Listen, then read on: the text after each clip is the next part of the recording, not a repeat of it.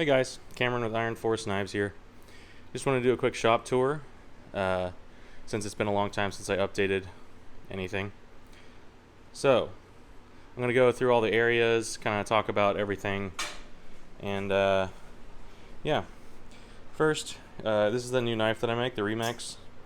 It's basically, I just wanted a super lightweight pocket knife, just because that's what I want. And this is what I came up with. I really like it. I've sold and shipped about 25 of these. I just sold about 8 or 10 more this morning. I just did another drop. And they're made to order this time. So here's all the colors I have available.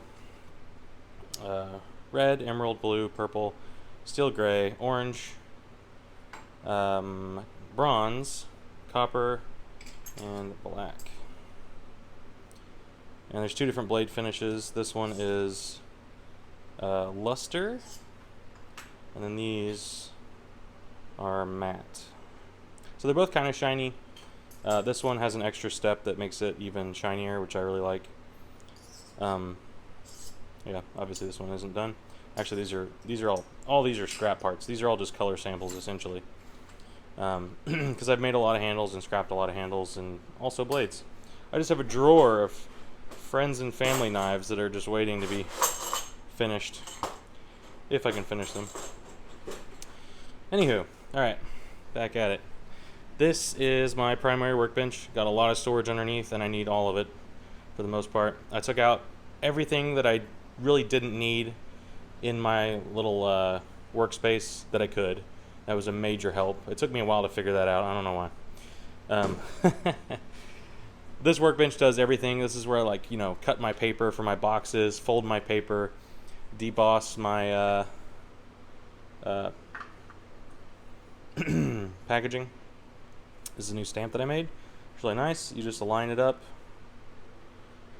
and then put a little water on the paper, stamp it really hard with the arbor press, and it makes a nice debossed logo.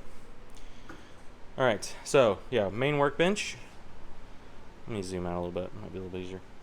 Main workbench, machining kind of workbench. This one kind of does everything too. Sharpener, label printer. This is a must. Computer, old computer just for the label printer. Most of my cutting tools are in this Kennedy box here.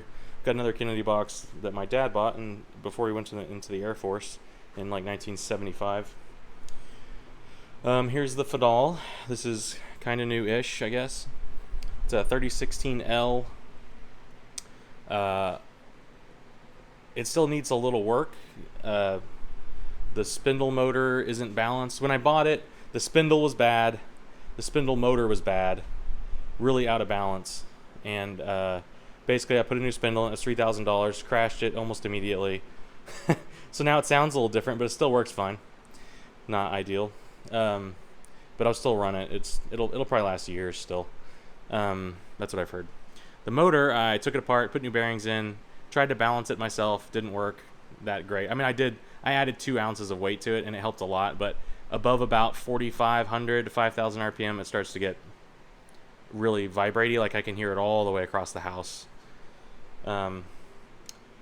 This is the L in 3016 is. This is a linear rail model. So I bought a linear rail model because I knew I was buying an old machine. I didn't want to get one with worn out tersite ways. So I went with an L because you can replace the ways yourself, which I think is a very valuable thing when you're looking at an old machine. So all of the precision components of this machine you can replace yourself. Whereas Turkite is a little different than that. Yeah, it's got a 21 tool changer, which is why I bought a new machine, basically, because I watch my kids full-time during the week, and I needed a machine that ran itself. So now that I have the processes mostly dialed in, it's pretty reliable. I have come back to broken tools many times, but it's pretty beat up. You know, the paint's all chipped off, but, new machines look like that too sometimes. Or new-ish machines. Ender 3 3D printer. I got another one over there, but it's not currently working amazing. So I put a roof on this. This is an old sign that I covered with it's a 3mm aluminum composite, and I covered it with what do you call it? Automotive sound dampening deadening material. It helped a lot just to help to keep the sound in. However, most of the sound comes out of that top of that motor and through the gap around the spindle belt. There's a gap right in front of the motor, and that's where most of the sound comes out. So it still helps. I like not having coolant come over the top, especially when I'm running a 3-inch face mill. Yeah, this machine also, the backlash on the Z and the X are pretty good. The Y, it needs a new ball screw. It's got like 6 or 7 10,000ths of an inch of backlash, which is a substantial amount. My Grizzly, when it was done, had 2 10,000ths after I hand packed the ball screws. But this one's way more rigid. It weighs 7,000 pounds. My Grizzly that I built weighed maybe 500-600. Even with the I welded the entire enclosure together out of solid metal. It was pretty heavy. What else? Under here I have a 2x3 granite surface plate, just a Grizzly inexpensive one. My anodizing setup, which I'm going to do more videos on. I've made a lot of changes since the last video. Added a lot of colors too, which is nice. I'll talk more about that here in a minute. Alright, other side of the garage is a gym. And, I would love to fill this with machines and get a lathe and all that good stuff, but I have a wife. And she likes her gym. So she has a gym, and that's fine. Gotta make a compromise somewhere, right? So basically I fit everything in my shop into this this space. And it is tight, as you can see. So, yeah, not a whole lot of walking room. It is nice to have this space over here because, just for whatever, it feels more open than it is. This is my router. I use this to cut packaging. Yeah, it's a cheap 6040 CNC I got on eBay for $900, roughly. It runs on Linux CNC because the software they give you is useless. When you get these, if you ever do get one of these, which I'm not sure I'd recommend, Shapeoko might be a better move. However, this one did come with a nice quiet spindle instead of a router. But the drivers, the stepper motor driver in these things are terrible. So I would recommend replacing those, getting a breakout board and new stepper drivers that are rated for this current, because I literally can go twice as fast with this. It was only going like 50 inches a minute before it would seize up. Had no torque. So I switched out the stepper motor drivers, and now I can go 120, and it's pretty speedy. Like, it's fast enough for what I use it for. As you can see, I have a lot of storage. I have warehouse racks, as many as I can get in here, essentially. And I could not do this without these, pretty much. There's so many things that I do as far as knife making as a process, and you do not realize how much equipment and support equipment and parts and all that stuff that you're going to need to do this.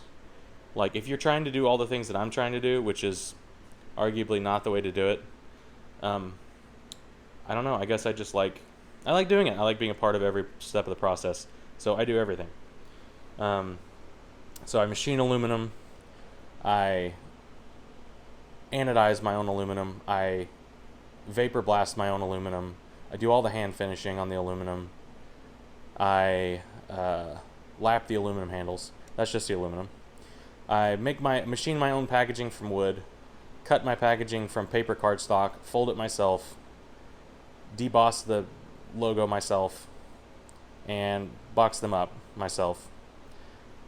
For the blades, I machine them myself, which includes designing, cam, all that good stuff. Everything is basically all cam related, or CAD and cam. Design the knife myself, machine it myself, heat treat it myself, which includes lots of steps. There's a lot of heat treating is not easy, and I'm finally to a point where with my current knife, I feel like I'm there, as far as like quality, and not necessarily quality, but like finish like the blades aren't warping and they look good out of the after heat treatment, which is good. And also minimal processing so that I can sell these knives for an affordable price. That's like one of the main things that I wanted to do, because I don't want a knife that's super bulky and thick and heavy, and I also don't want to spend $200, $300, $400 on a knife for a pocket knife that I'm going to carry every day, just all the time. I don't want that.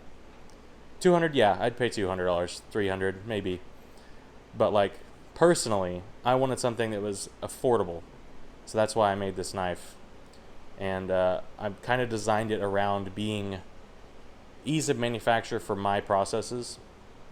Not to say that it's easy. I've had a lot of, you saw those scrap blades. Those were all either warped, had machining problems, didn't fit right, so that I couldn't, I didn't want to send out a really loose blade handle combination.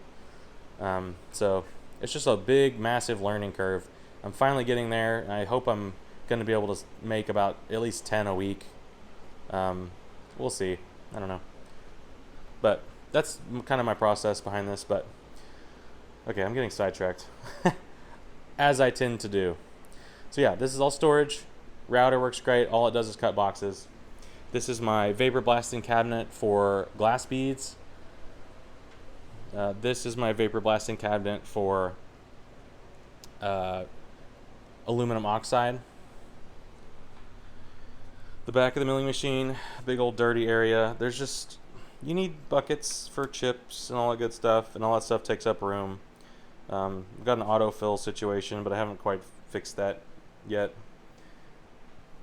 Giant bucket of whey lube, and a massive pump that goes on it, which actually doesn't fit those buckets, but they suggested it to me when I added the other one to my cart, and I was like, oh sweet, a pump, and I ordered it. It's for a 55-gallon drum. So I modified it to work with this. It's fine. Whatever. Even heat, LB22.5, the cheap controller, because I don't do super advanced stainlesses and stuff like that. These pins break off.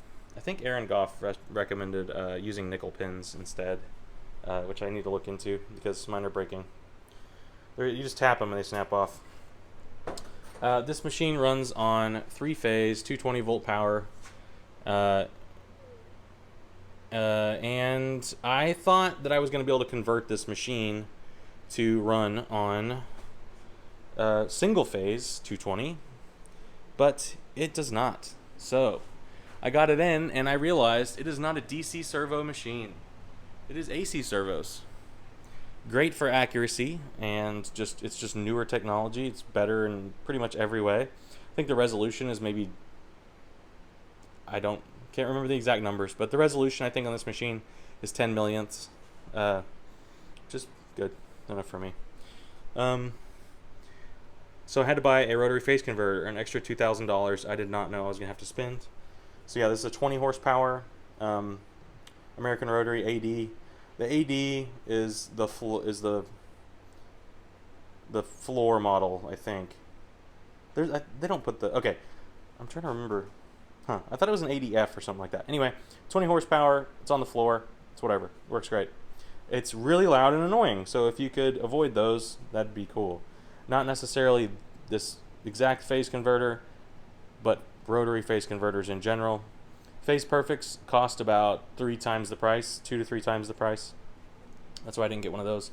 But I've also heard that those put out a very high-pitched noise instead of the like motor noise that this one makes. I'll go ahead and turn it on.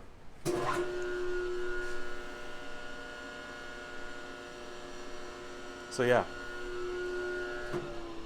the Phase Perfects are quieter, I've heard, but this one sounds like a motor. The other ones sound like really high-pitched sound, so it's up to you. California Air Tools. This is my compressor for blowguns, essentially. That's it. The other little one does nothing but run the machine, so that way they're not connected. I can use as much air out of this thing as I want, and that one does one thing, and that is run the machine. All it does is air purge the spindle and tool changes. And if this one ever breaks, which it will, it's a cheap compressor, then I'll switch over to the other one. You can see online or on Instagram. I put a this is hilarious, but You can see it down in there. I cool the air out of the compressor, and I put a drain at the bottom end. See what I mean? I'm crazy. Anyway, so yeah, ideally the air coming out of there will be pretty dry. The air temperature drops about 100 degrees from out of the compressor to through the transmission cooler, and a ton of water comes out of that little deal. So yeah, my really janky grinder works good. Got a VFD on it. This is my old spindle motor off my Grizzly. Works fine. It's 4-pole, 3-phase, 1 horsepower, which is enough for me. I don't do blade grinding all day. I just use it for, cleaning up my wood boxes, and also adjusting stuff on my knives a little bit. Ugh. Turn sideways. I also have that platen down there that lets me get a 90-degree edge. But yeah, this is not a great grinder. It's terrible. I'm probably going to buy one eventually. But yeah. The two most critical things in the shop right here. Maybe, not really. Scotch-Brite wheel. This is a medium. This is not Scotch-Brite brand. This is a Chinese one from Amazon. And I love it. It works great on aluminum and steel. This one actually, the medium Scotch-Brite, will actually make scratches that are deep enough to where I cannot get them out with my sandblasting cabinet, or vapor blasting cabinet, which is really a bummer because it works pretty quick. However, it does round corners really fast. You gotta be careful. This one is great. It doesn't take out heavy scratches or anything like that, but it works fantastic on aluminum. Let's see. So I use it for like a couple things on my aluminum handles, and it leaves a finish that the glass beads take out, which is what I wanted. So it gets rid of burrs and stuff like that. Portaband, love it. I made this stand. It sucks, but it works fine. I haven't changed this blade in, I don't even know. It's been a long time. Blade works great. I cut aluminum, wood, and stainless steel on it all the time, and it works great for every one of those things. It's obviously not ideal for, it's a McMaster-Carr blade, and it's made specifically for stainless steel and titanium. AMH Knives on Instagram recommended that blade, and it's great. It's like $11 or something like that, maybe 20 bucks. I don't know. Well, I did not think about having to change the blade with this mount, so to change the blade I have to take it out, the whole thing off, which is a bummer. But it works great. I have it on a foot pedal. You might be thinking this is super dangerous, and you'd be right. If I didn't think ahead. But so I knew that this was sketchy, but I needed the space savings, so I got a remote power switch. So now to turn it on, let's do that. Turn it off, hit that big paddle right there.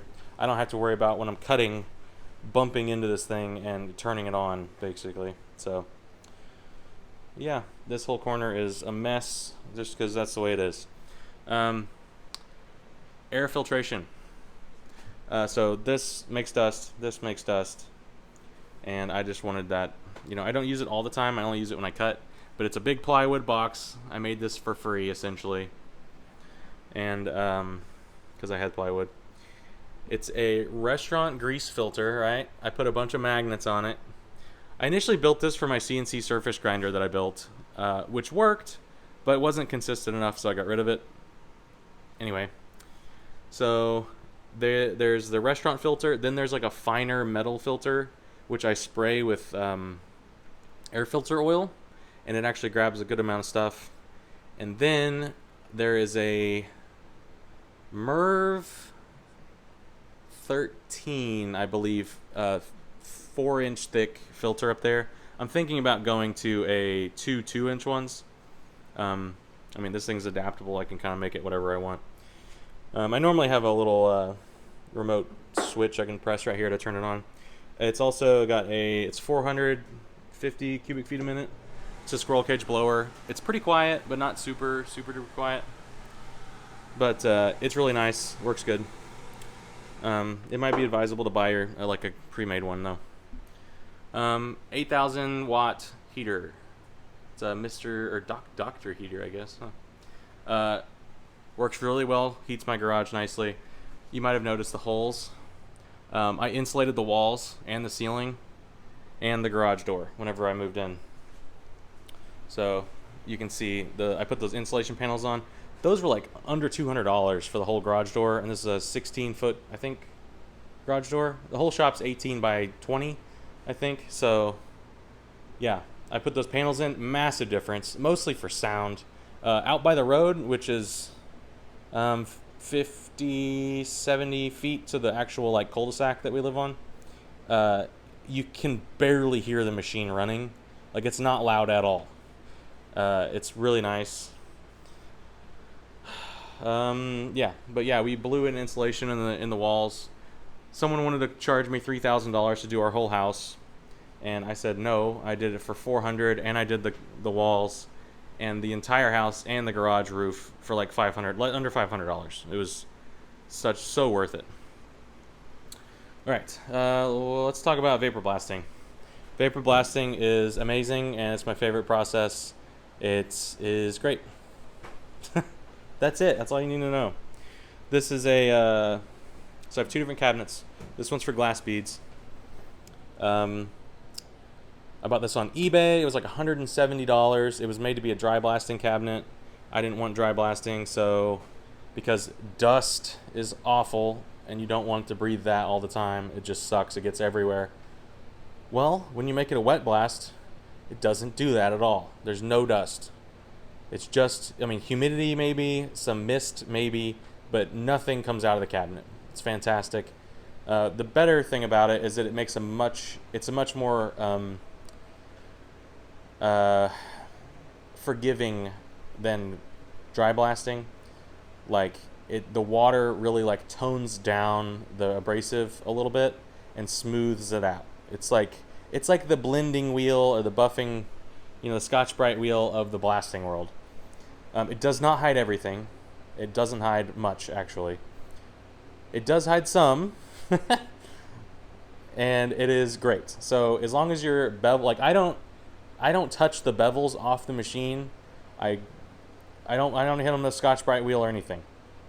I just change my tools when they're dull, and I blast them with a 180 grit aluminum oxide vapor blasting. And if they want a luster finish, then I hit them with glass beads. And it's pretty fast. This one takes longer. I needed to print a new gun. Yeah, I designed and 3D printed the gun, the blasting gun. And I need to print another one for that one because I think it's worn out. They cost like $1 in plastic, and they last a while. I'll eventually get real guns, but they're expensive for good ones. Or you can build your own too. But anywho. So vapor blasting, God, I'm rambling, I'm sorry. Vapor blasting is basically, it pumps a slurry of your media and air into the same gun, and it blasts it onto the part. That's dead simple. That's how it works. You have a bucket with it basically has this is a 1 horsepower, I believe, maybe 3/4, stainless dirty water pump or something like that. It's like basically it's not sensitive to junk in the water. So yeah, it's just you split the flow out of the pump. One goes into the bucket and stirs the media so that you're getting media in the water that's coming out, and the other one goes to the gun, and that's it. I have valves on here to adjust it. I pretty much never do. Just 50-50 works fine. This is my air compressor. So this is one thing about blasting. It takes a lot of air. You need at least, I'm going to say 8 CFM if you have a gun that has small ports in it, which I designed this blasting gun. And I think the factory holes, or factory, the way I designed it is like 2mm hole, air hole, port, and then like a 5, 6, 7, I think it's maybe 6, port that like nozzle that comes out of the gun. And basically what I do is I I print it at that size, and then I just drill it out to whatever size that I want. And I can drill them both separately and adjust it. Only once, obviously. But you need a lot of air. I didn't want to buy a giant, massive, loud piston compressor. I can't afford a screw compressor. So what I did, my dad had an extra pump that his old compressor broke. It started rusting, so I took the pump off of it, hooked it up to a 1.5 horsepower 3-phase motor. This is the old phase 3-phase converter off of my Grizzly, and I can adjust the speed. So you want to be able to adjust the pressure a little bit, especially with aluminum. If you go too high, it will like obviously dent, and if you're not really even or get too close, it will leave a mark that you can't get out, basically. So I have a pressure gauge, so I can kind of get a rough idea of what the pressure is coming out of there. Right now it's 0.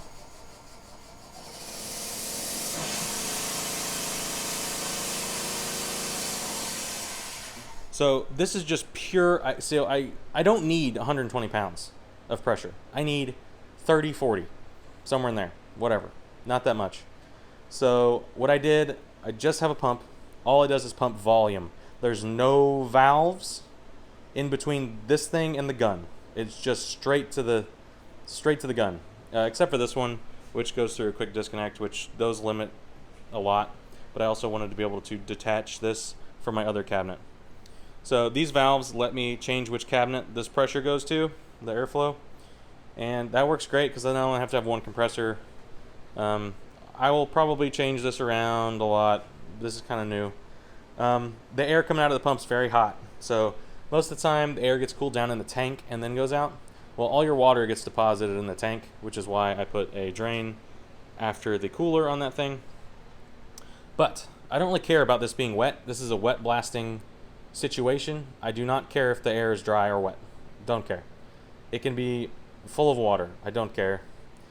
So but the air coming out of there is hot enough to make that normal air compressor hose very soft. So transmission cooler, $30. Temperature drop is over 100 degrees, usually.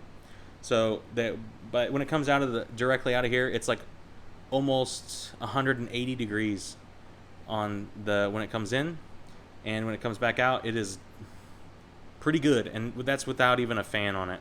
It's surprising how well this works. Yeah, so it's adjustable. It runs really nice. It's not super loud. Gives me a reasonable amount of airflow.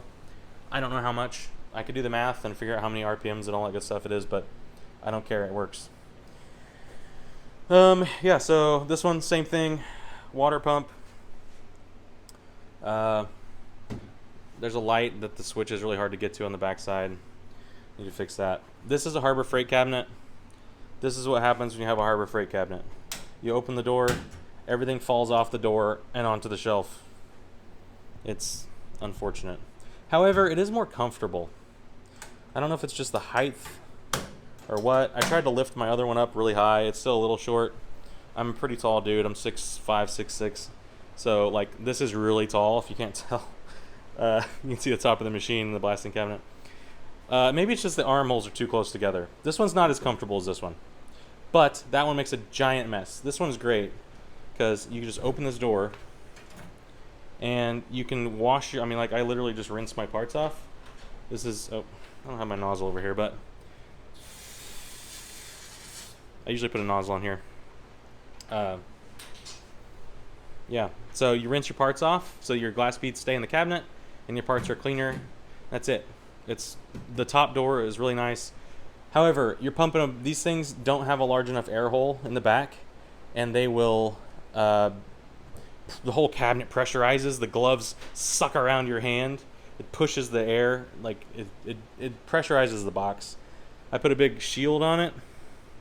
I need to make a bigger one, actually. I need to put it lower down or something, because it's still actually some stuff is coming out the back still. Don't laugh. I just literally mangled a hole into the back of this thing. Just absolutely shredded that thing with metal shears. I don't care. It works. But yeah, it makes a little bit of a mess. I need to fix that, especially being so close to the coolant tank. What else should I talk about? I don't even know. Oh yeah, if you're buying a machine, if you're in a garage, you're probably worried about how tall this machine is, and you should be, because most machines too tall. Like I don't think I could fit a Haas in here without cutting out a hole and boxing in a hole in the ceiling. I didn't really want to do that. When I first got this Fadal, I was like, okay, it's 103 inches tall. It barely clears. Well, it didn't clear. It's actually pushing up. It was actually lifting the roof of the garage with the cable chain by, like, I don't know, it moved up like half an inch. Not great. But then I discovered I could just loosen this box. This is like the only part of the machine I haven't really cleaned really well. Loosened that box and dropped it down because it was on top of the column. So I dropped it like 4 or 5 inches, and that fixed my problem. The cable chain is a little twisted, but I don't care. It's 20 years old. It'll be fine. It's probably pretty durable. God, I'm just rambling. I'm sorry. What else do I want to talk about? Oh, let me go over the anodizing real quick, because it's a very interesting process. So, let's see. The things that I've added since I did the video, things I've learned. Get an RO and DI water system. I spent a couple $100. I got an RO system with a deionizing filter, and almost perfectly clean water comes out of this. It's like 1 part per million of junk. It is fantastic. It has been the #1 game changer in the quality of my anodizing, bar none, and it's great. So I use this at every step. I rinse this. This is a sprayer. This is just a 1/4 PTC push to connect valve. And this is a sprayer from like a pump up sprayer, like that one actually, similar to that, with just a couple fittings to make it work. And it's a nice, powerful, but not really water consumption valve.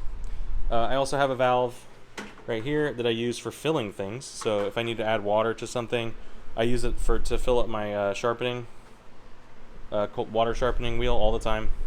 Also, if you're going to put this in your house, do not make sure you get an extractor fan.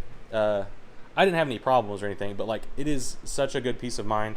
I literally just throw this hose out the door and shut the door on it. I'm going to 3D print like a nicer adapter thing so I can shut it on the door so that all my air conditioning doesn't come out, and it lets just a little bit of air in to offset the air that is being blown out. And mainly it's so that I can anodize while my machine is running, because before I'd have to open the door, anodize, and I didn't want to I'm a good neighbor, I guess. I didn't want to wake up my neighbors because I usually work late. I'm not going to run my machine with the door open at 1 o'clock in the morning. That's not something I do. But, so yeah, this is a giant mess. Anodizing a huge mess. If you have more space, it's a lot. You can build this a lot nicer. I don't really have room. I will revisit this whole situation, but right now I'm getting good results. I've got like 10 colors. These are nice because they're insulated. So like if I heat up my cleaning solution and like 2 hours later I come back after I've turned it off and it's still 120 degrees and it started at 140. So yeah, extractor fan, RO system, the most important thing you can do for anodizing. Bar none, do those 100%. I'm going to do another video. This is just, it's just jam-packed. There's tons of stuff in here. Some of it is not machining related, but yeah. I used to work at a sign shop, so that's why I have those big posters. I printed them for free. Anyway. Oh yeah, also, if you're considering doing this, get an air conditioner. My God, it's like game-changing. I live in the south-ish Oklahoma, and $500 air conditioner. This was a door, by the way. $200 window. It's really nice to have natural light in here. Even with the lights off, still, well, hold on. So yeah, I still have some natural light. Love it. I can open the window and it's nice outside. This is mounted permanently in the bottom. Absolutely the best money I've ever spent. This thing is 18,000 BTUs. My garage is insulated. With the machine running, it still stays cool in here. So that is awesome. These fans are awesome, by the way, too. I'm just recommending products all day.